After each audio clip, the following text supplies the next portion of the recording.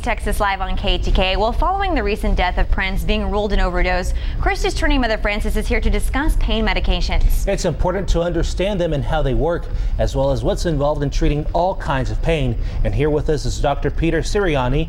Doctor, welcome. Thank you so much. Thanks for having me. Yeah. Appreciate it. You know, Prince died recently, and it was ruled that it was an overdose. What sort of questions have you been getting lately? I get a lot from patients, music lovers and pain patients and so forth. But for the viewer, the take-home message from the Prince tragedy is that opioid addiction, opioid dependence, opioid abuse doesn't discriminate. It doesn't discriminate based on ethnicity. It doesn't discriminate based on socioeconomic means. It can claim a victim who's a music icon, or it can claim a neighbor or friend, someone you go to church with. That is what the take-home message is. The CDC is now describing this epidemic as an epidemic. In 2014, prescription opioids, in addition to heroin, claimed the lives of 28,000 Americans. Wow. Yeah, so it's considered an epidemic. Patients want to know what kind of drug he was taking, how does it work, how did it take his life, and so forth.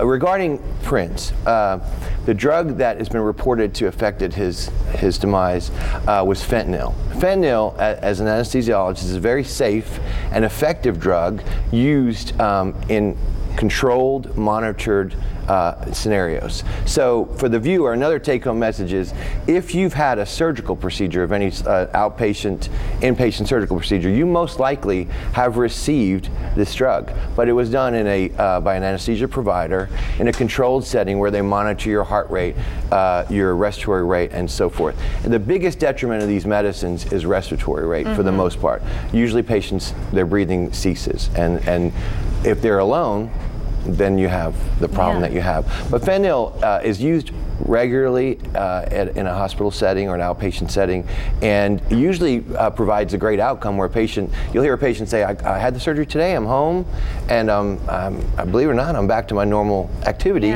because it's a rapid onset, rapid offset. Now, when used not in a stable monitored environment, fentanyl is 50 times more potent than heroin, and it's 100 times more potent than morphine. So in the layperson's hands, it's not a medicine to be experimenting with. So when a patient comes in, how do you decide which pain medication to prescribe to them then?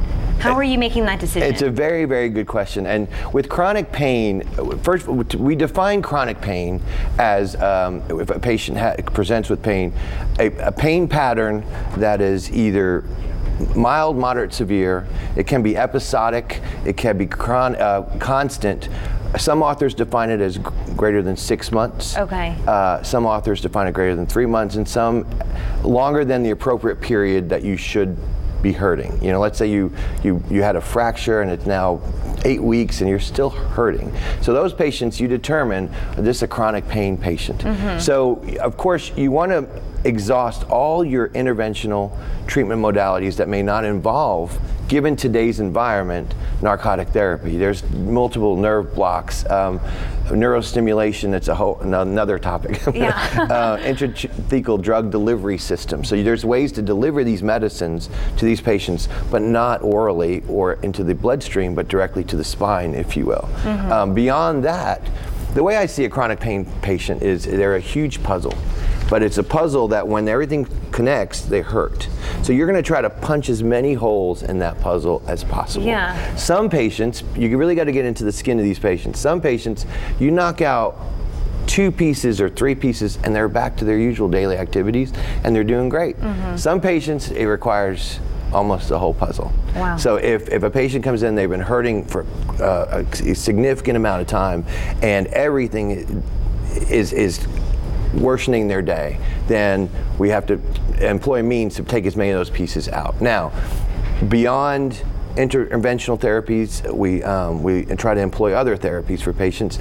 For example, the basics, an exercise regimen, a normal exercise regimen. If you get these patients moving, regular diet, rest, there's biofeedback, and then all your host of therapies, physical therapy, aquatic therapy, recreational therapy, occupational therapy. Yeah, there's a lot going on. Yeah, everyone's very good information. Very complicated. We can't hit it all here right now. I know. Okay, thank you so much, Doctor. It was my pleasure. Yeah, Thank you so much for having me. Thanks. We'll be right back for KETK's East Texas Live. Stay tuned.